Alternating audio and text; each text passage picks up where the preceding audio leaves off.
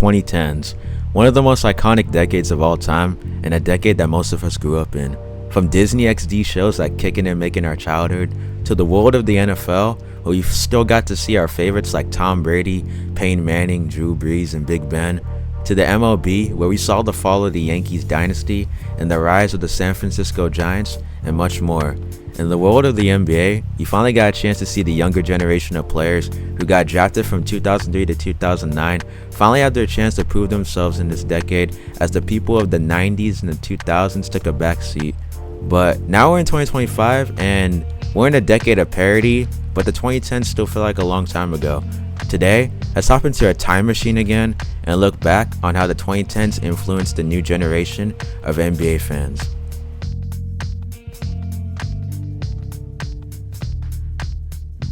2010, the first year of the decade and the last year of the millennium that had the 2000s vibes to it.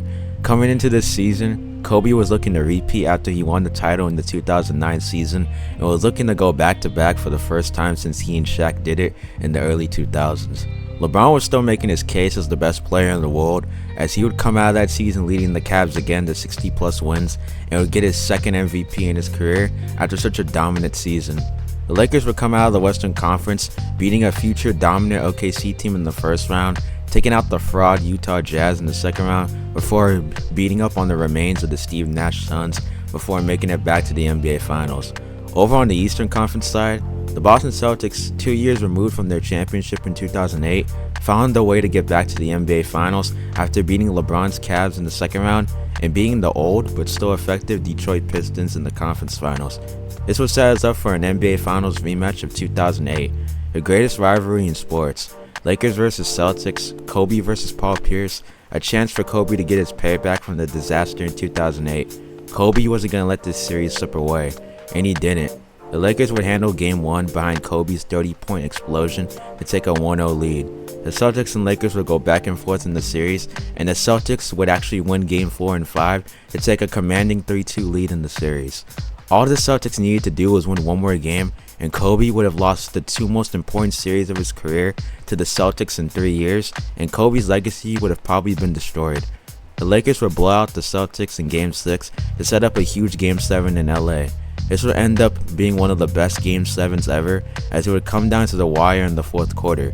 Kobe, who was 6 of 24 and was shooting bricks all night long, still found a way to deliver with clutch buckets in the fourth quarter, and with his clutch 15 rebounds, helped secure the championship win for the Lakers. Kobe had finally conquered the Celtics and finally got his payback for the heartbreak in 2010. The start of the decade started with Kobe getting his final ring and finally establishing himself as a future Hall of Famer and the greatest Laker of all time. Kicks it out to Odom. Odom throws it ahead. The Lakers repeat back-to-back titles. The LA Lakers, the 2010 NBA champions. In the summer of 2010, LeBron was a free agent, and he would make a move and a decision that would change the NBA landscape forever. Everybody else biting their nails, so I guess it's time for them to stop chewing. The answer to the question everybody wants to know. LeBron, what's your decision? In this fall, man, this is very tough. In this fall, I'm going to take my talents to South Beach and join the Miami Heat.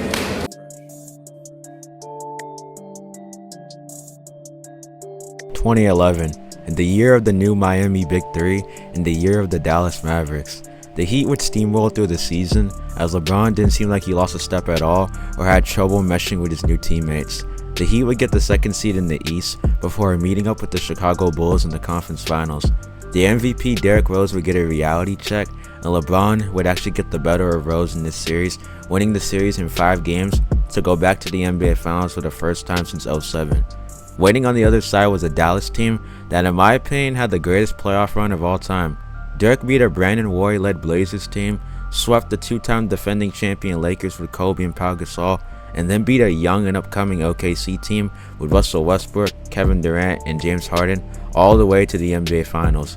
The Heat would take Game 1 of the series, but the Mavs got their lick back in Game 2 and tied the series up at 1-1. The Heat would take Game 3 behind Wade's incredible performance, but in Game 4, with a chance to go up 3-1 in the series, LeBron decided to have the worst game of his career, putting up 8 points in that game on 3 of 14 shooting and completely disappearing in the biggest game of his life. The Mavericks would tie up the series at 2 games apiece and would win the series in 6 games, officially capturing the title and ending Miami's fairy tale season. And the celebration will begin. The Dallas Mavericks are NBA champions. The first title in franchise history.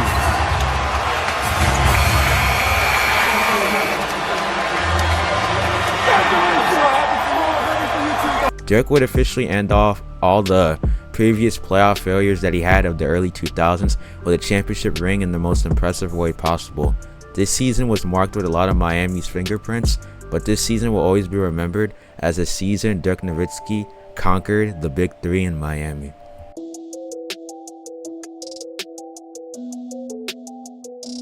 "2012, the year of LeBron James and the year where the Miami Heat would come back even stronger. It would end up finishing the year as the first seed in the Eastern Conference in a lockout-shortened season. It would go to the conference finals to take on the Boston Celtics, the same Celtics team that had haunted LeBron James for many years before this, and now they had to get through them in order to make it back to the finals. This is where deja vu would happen again for the Heat, as they would go down 3-2 in the series, heading back to Boston for Game 6.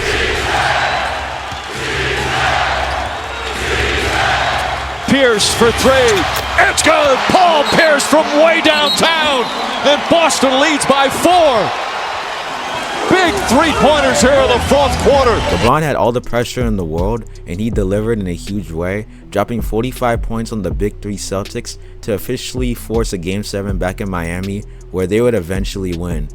This meant the Heat were going back to the NBA Finals for a chance at revenge. The team that they met up with was a team that nobody expected.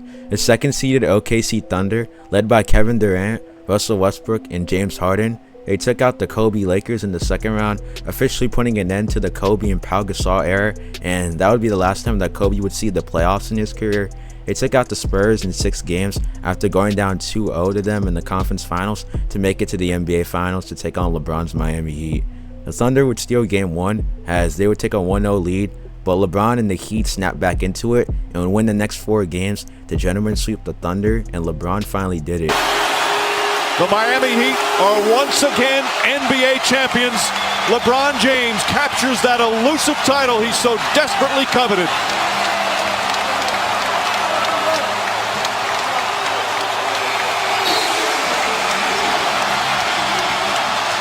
LeBron had proven all the doubters wrong who said that he couldn't win a championship.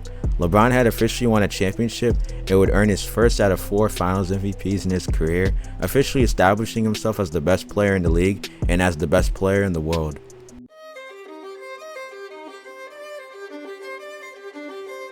"2013, the year of LeBron James again, and the final year of Kobe Bryant's career that really felt like he was an MVP candidate. The Lakers would get Dwight Howard and Steve Nash in the offseason, officially forming a super team in Los Angeles. Most people thought that we were finally going to get a LeBron and Kobe finals matchup for the first time ever, and the hype for it was insanely high at the time. But unfortunately, Dwight was injury prone, and Steve Nash got a back injury and became washed, and Kobe would end up pushing his body too far, trying to get his Lakers to the playoffs, and his season ended with his now iconic Achilles tear versus the Warriors on April 12, 2013. From their reserves. Ryan again going to work, falls down. Again, he's struggling. And he's going to stay down there for a bit. That injury ended Kobe's career as we knew it, and we ended up getting a finals matchup between the Spurs and Heat. Tim Duncan versus LeBron. It was a rematch of the 2007 finals for Duncan and LeBron was ready to get revenge on Tim Duncan for what he did to him in 2007. LeBron's Heat would again go down 3-2, and with their backs against the wall again, LeBron ended up delivering again. His team, however, didn't come to play as they were down by 13 points heading into the fourth quarter. The NBA world was preparing for another Spurs ring and another Tim Duncan ring to add to his already insane resume. But LeBron wasn't going to allow that to happen. LeBron would score 16 points in the fourth quarter to lead a comeback that would get Miami within 3 points with 10 seconds left. This would end up setting up one of the most iconic plays in NBA history, and a play that we still look back on and remember how special it truly was. Rebound Bosh, back out to Allen, his three-pointer, bang! Tie game with 5 seconds remaining! The Heat would go on to win the game in overtime, and would win Game 7, officially capping off one of the best seasons in recent NBA memory. And LeBron would capture back-to-back titles with his second ring and second Finals MVP, and was officially known and established around the league as the next face of the NBA now that Kobe Bryant was officially on his way out. The Spurs will not foul. Final seconds. What a finish.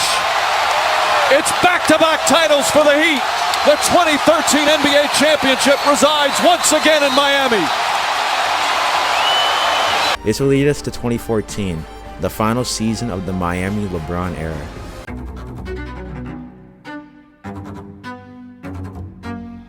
"2014, the year of Kevin Durant, and the year where we saw that the Heat weren't as good as they once were.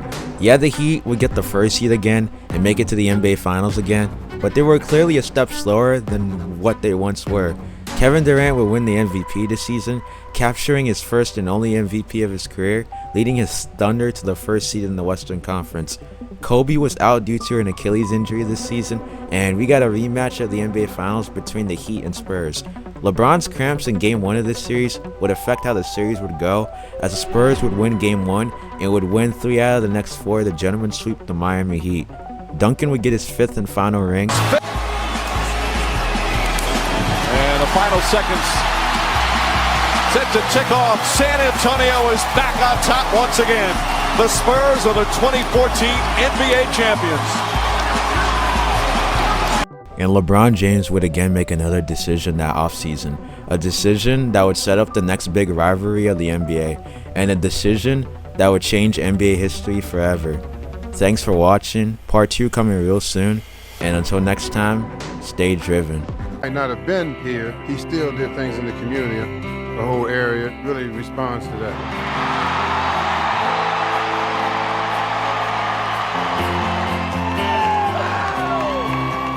This is amazing. You guys in the stands, I want to thank everyone for being here. You guys are unbelievable that made this possible. I don't know if you guys know what happened in the last month with me deciding to come back and play here. It's people that came to me and said, LeBron, you gotta do what makes you happy. And I was like, yeah, I think so. And also, I'ma do what makes my city and my state happy. And that's why I came back. I love you, I'm back. All left, but you can't keep calling. When I touch down, the rain keep falling. Better hold me and just keep stalling, cause I don't ever wanna leave when I'm all in. And you look better on my side. Yeah, you always stand on my mind. Ay, and know we're running out of time, but I can't let go just cause I belong to you.